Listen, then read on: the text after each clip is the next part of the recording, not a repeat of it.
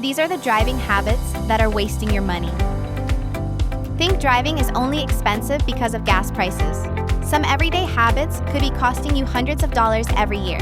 Here are 3 driving habits that waste money and how to avoid them. Number 1, rapid acceleration. Flooring the gas pedal burns more fuel than smooth acceleration. Taking it easy when starting can improve fuel efficiency, reduce wear on your tires, and put less strain on your engine over time. Number 2, ignoring tire pressure. Driving with low tire pressure creates more rolling resistance, making your engine work harder and reducing fuel economy.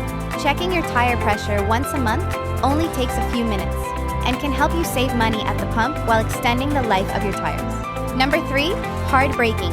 Constant hard braking wears out your brake pads much faster and can lead to more expensive repairs. Looking farther down the road and slowing down gradually helps your brakes last longer and makes your drive smoother.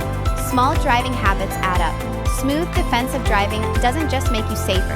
It can also lower fuel costs, reduce maintenance expenses, and help your car last longer.